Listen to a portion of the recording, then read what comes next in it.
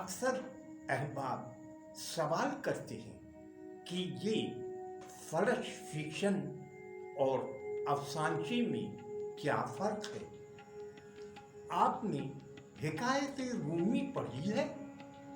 इसमें बयान करदा कोई कहानी अधूरी नजर आई? नहीं ना। अफसानचा एक मुकम्मल अफसाना होता है। इसका हुस्न पंच लाइन, लेकिन फर्श फिक्शन अंग्रेजी तर्ज में होता है। उसका इख्तिताम नहीं भी हो सकता है। तो आइए कुछ अफसानचे सुनते हैं। पुरस्कार अफसानचे। पहला अफसानचा स्वीडन से मौसूल हुआ है। इसे हिना रिजवी खुरासानी ने भेजा है। इस अफसानचे का पंच लाइन बहुत मजा देगा। तो चलते हैं हिना खुरासानी के अफसानचे की तरफ। उन्वान है सवारी। बाइक क्यों रोकी? आरिफ ने जमाल से पूछा। पेट्रोल खत्म हो गया। जमाल बाइक की टंकी देखकर बोला। ओह, अब क्या करें?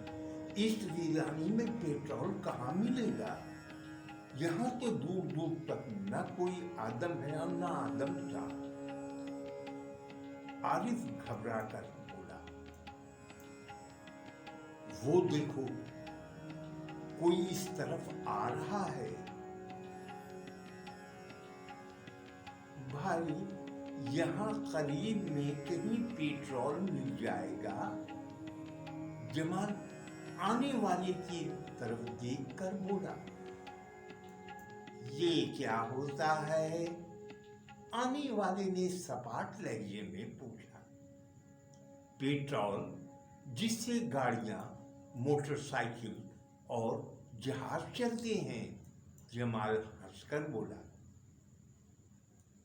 अब पेट्रोल के बारे में नहीं जानते, फिर आप सवारी के लिए क्या इस्तेमाल करते हैं? आरिफ हैरत से बोला। आने वाला एक कदम आगे बढ़कर आरिफ के करीब आया और मुस्कुराकर बोला, हम ये इस्तेमाल करते हैं। फिर वहां जमाल और आरिफ के सिवा तीसरा कोई नहीं था।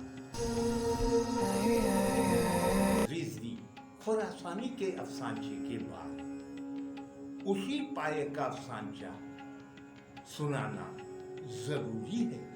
इसलिए हमने निशात यास्मीन खान के अफसानचे को मुंतखब किया है, क्योंकि उनके अफसानचों का एक अलग मजा होता है। यूं भी उनका शुमार बड़े अफसानचा निगारों में होता है। उनके अफसानचे तवातुर से दुनियाए अफसानचा पर पेश किए जाते रहे हैं। मुख्तलिफ अखबारात में भी उनके अफसानचे आप पढ़ते रहे होंगे। आज सुनते हैं उनका खुसूसी अफसानचा। ये जरा मुख्तलिफ अंदाज का है। तो आइए सुनते हैं खौफ।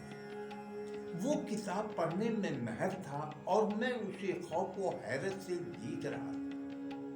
अब ये जैसे ही मुझे देखेगा, झपट कर मेरी तरफ बढ़ेगा, गला पकड़ लेगा और मुझे मुक्के और घूंसों से नवाजना शुरू कर देगा। पाकिस्तान में हमारी किसी वजह से दुश्मनी हो गई थी। वो मुझसे तनो-तोफ में भी ज्यादा भारी था, इसलिए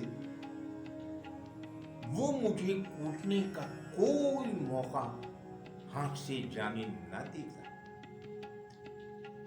उसका मुकाबला करना मेरे बस से बाहर था। और अब जब मैं लंदन आ गया,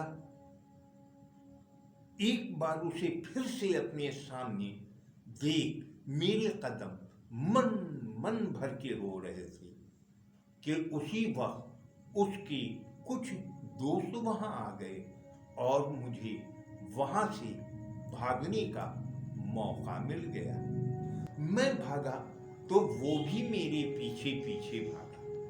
मैं एक सुकून के आड़ में छिपने की कोशिश कर रहा था कि वो मेरे सामने आकर खड़ा हो गया।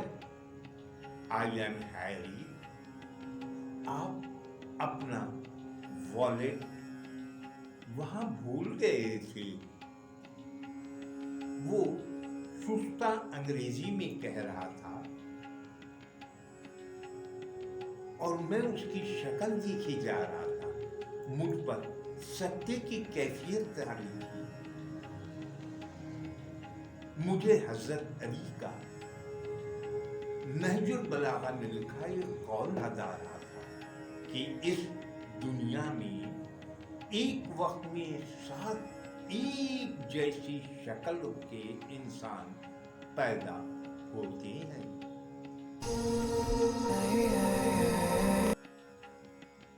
कई रूह। ये अफसानचा है बहराम अली भुट्टो का। शाहिद और सलमा शादी के 10 साल बाद भी औलाद की नेमत से महरूम थे। मगर शाहिद को फिक्र न थी। लेकिन उस रात वो हैरान रह गया। रात की पिछले पहर यकाएक उसकी आंख खुल गई थी।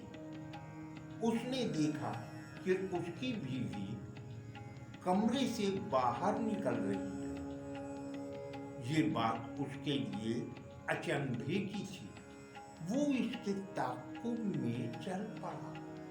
लेकिन ये देख उसे झुरझुरी सी आ गई कि वो कब्रिस्तान में दाखिल हो रही थी। शाहिद ताक़ुब में आगे बढ़ता रहा। उसकी बीवी एक बच्चे की कब्र पर जाकर बैठ गई। शाहिद को हैरानी हुई कि इस बच्चे से उसका क्या रिश्ता।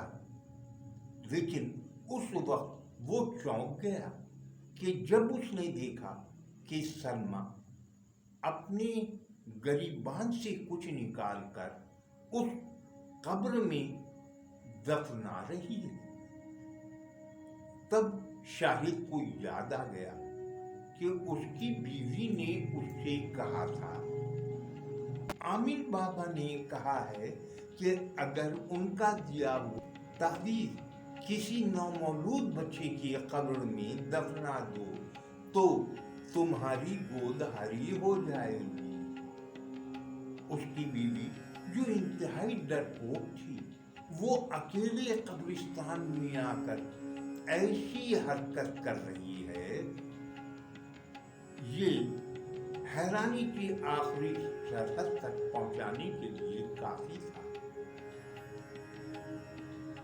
कि उसे याद आ गया, कहीं उसने पढ़ा था कि एक औरत के कई रूप होते हैं। ममता का रूप सबसे कभी ताकतवर होता है। तो सुनते हैं ज़ैन नेहली का अफसाना 2 बच्चे। नजीर ने सीढ़ियों की तरफ दौड़ लगा दी, क्योंकि और कोई चारा नहीं था। वो शादी में आया हुआ था। शहर और देहात में सबसे बड़ा फर्क यही है कि यहाँ शोर गुल, ट्रैफिक की आवाजें नहीं होती। ये सब उसे अच्छा लगा था।